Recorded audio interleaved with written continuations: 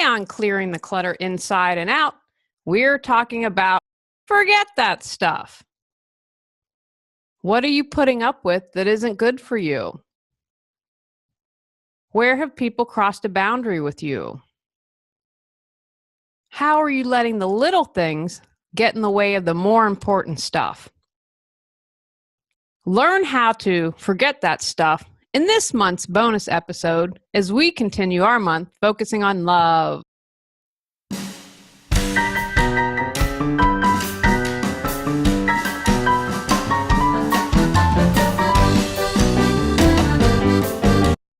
Are you ready to clear your clutter and share your gifts with the world?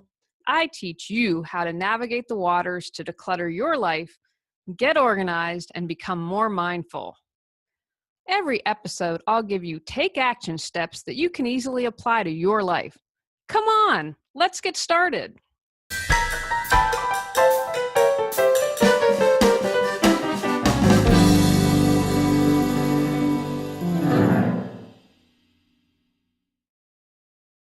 Today's episode was inspired by a women's retreat that I did a few years ago.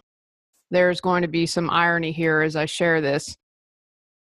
I heard this a lot when working with my mentor, my women's group, and I'm still kind of processing it. It's a challenge for me. And the irony here is I had to say, forget that stuff. And just as a side note, you've probably heard this phrase a little bit differently with an F swear word, that S swear word. I don't swear on the podcast. I try not to swear. Sometimes I do, and really, if I'm going to swear, forget that stuff in the swear word form is, I think, the best. But I keep this PG, G, whatever, because I want to reach as many people as possible. I watched a great documentary with Tony Robbins, who I've been reading some of his stuff lately, and it was really great, but boy, does he swear. And my husband and I watched it, and my husband was turned off, and I said, yeah, well, I kind of understand why he's doing that, because it's kind of trying to jolt you and wake you up and snap you out of that autopilot. I don't need to do that here. If that works for you, then just substitute that for forget that stuff. I wanted to point that out so you know really what I'm trying to say. Anyway, the irony here is I learned this from my mentor and at the retreat, and that was a revelation for me. Like, wow, I can really say, forget that stuff.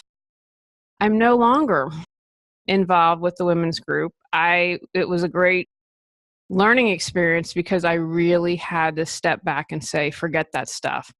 I'm not hanging around. I'm still processing it. It was very hard. It was very disappointing. My feelings were incredibly hurt. There were several things that happened, and after one woman in particular was just mean to me. And I'm like, this is a women's group. We're supposed to be light workers. We're supposed to be supporting not only ourselves and each other, but our community and the planet.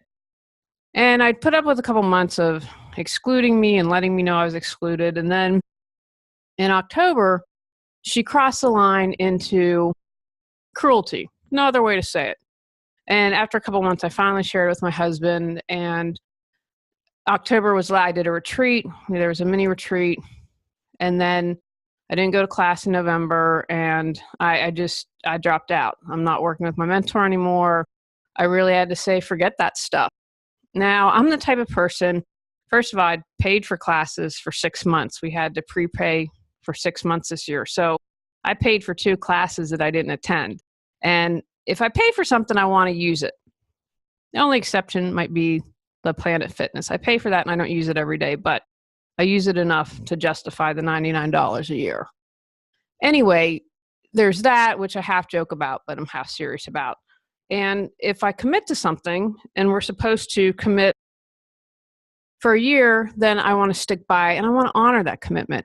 One thing that I learned from Matt Andrews, who channels the Mantara light language, and I check that out. Last year sometime did a podcast with Matt, and he's really wonderful. And he was talking about commitment from a completely different perspective and obligation, and that's not where you want to be. You want to be in a good space. So anyway, long story short, I said, forget that stuff, and walked away from it.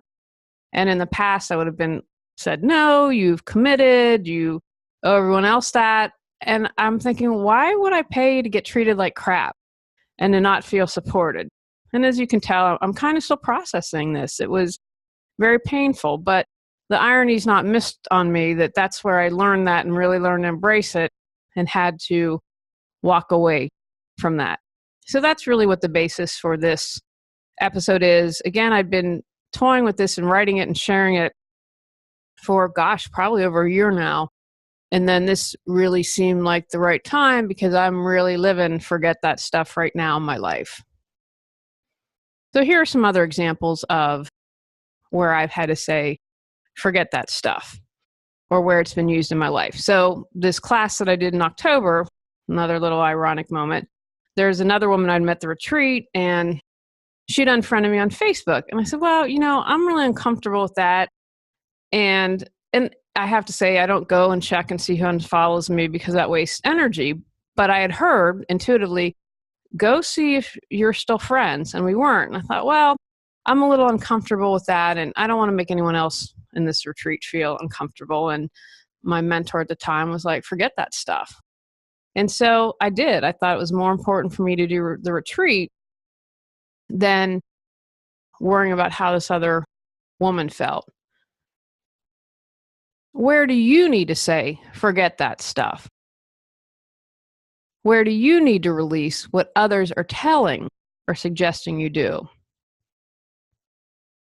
How many times have we let others or our perceptions dictate what we will or will not do?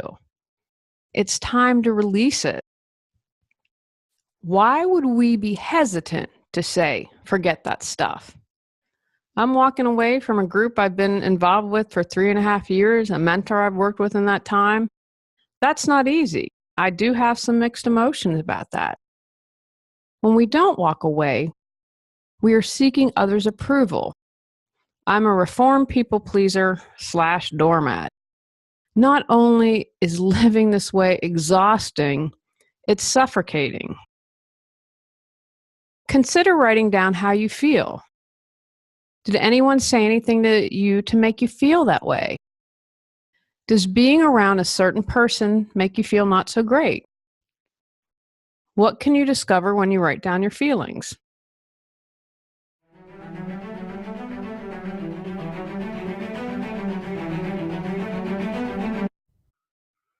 Are you anxious?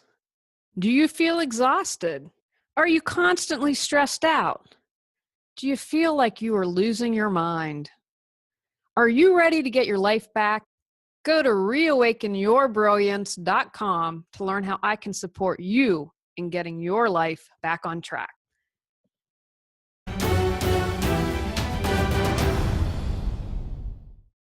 Autopilot. I'm huge on this, especially if you've been listening to the podcast for a while. Become aware and get off autopilot. This is a challenge, but it can be done. Quit going through the motions, or you will repeat what you haven't learned. In the past, I would have stuck with the women's group. I wouldn't have felt comfortable, but I would have felt, I'm obligated. I have to do this. A good girl, a good person who commits sticks with her commitment. Become very aware of your thoughts. See the first episode from this month on positive self-talk. How can you approach people differently? Instead of automatically saying yes every time Sue asks for something, say you'll get back to her. Do you need to let go of any relationships? Instead of hanging around with people that aren't healthy, become less available. Don't see these as bad things. What can you learn from your experiences? I learned a lot from my mentor in the women's group. What can you do differently? Listen to my intuition because it was saying leave for several months and I ignored it. So I created my reality and had someone be so mean and cruel to me that I had no choice but not to go back. How can you have better boundaries and know when it is time to forget that stuff? Be concerned with your opinion. You can't change anyone else. You can only change how you respond. Remember, you can live your life from a place of love, still have boundaries, and be kind and respectful. Worry about you. Others' reactions are based on their issues, challenges, beliefs, etc. Concentrate on how you respond and behave. Quit seeing yourself as a victim. It's common for people who feel they are being influenced by others to blame these people. It's not their fault, it's yours. Own that. Work on the relationship you have with yourself. I used to have a really awful boss in LA, and he was just horrible to me. And I used to have a stomach ache. I didn't want to go in Monday morning. And when I finally stood up to him, the energy shifted and it changed. And what I've learned and believe is as you change and shift, either others will rise up with you and continue on your journey on the spiral, or they'll go away.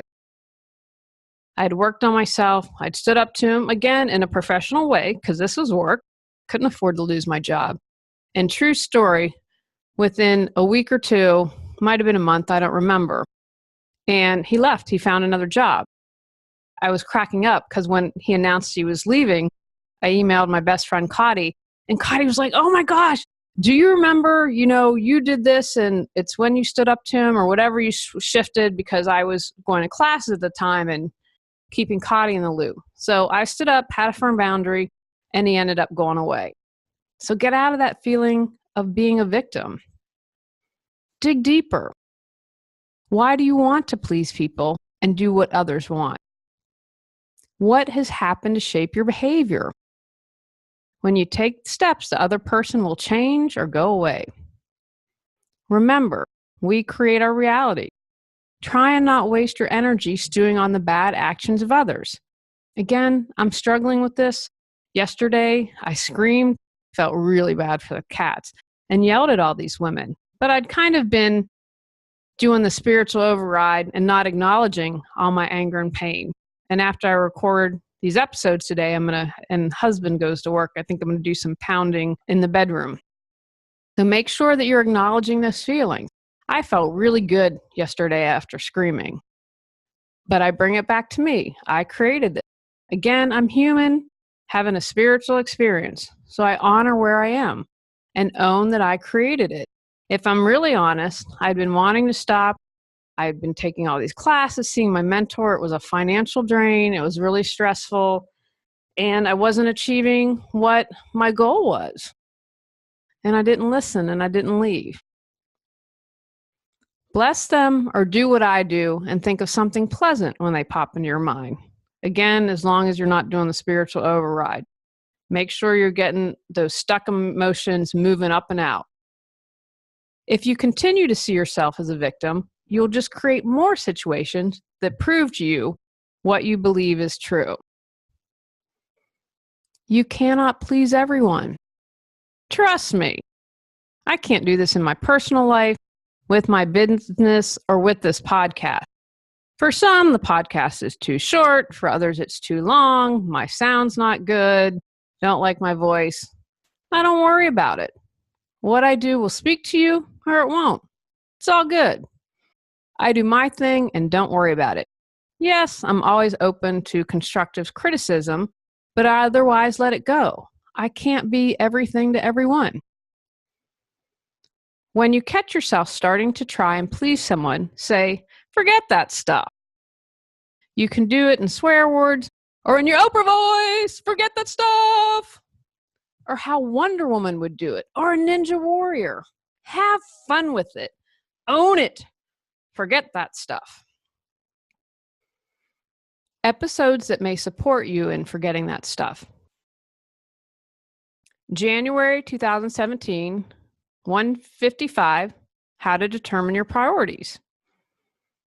October 2017, What's Your Baggage? October bonus 2017, Physician, Heal Thyself. August 2017, bonus. Are you doing the spiritual override? Episode 181, May of 2017, A Positive Mindset Interview.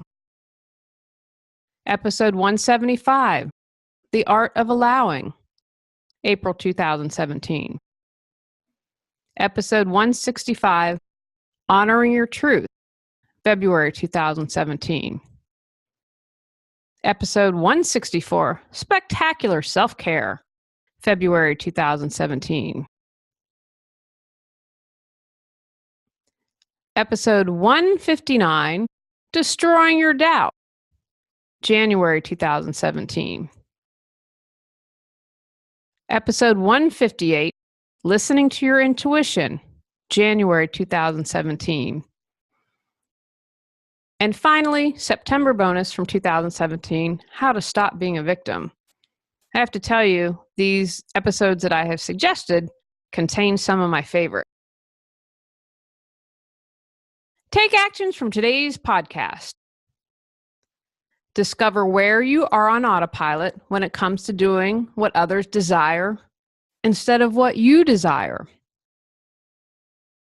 What stuff do you need to forget?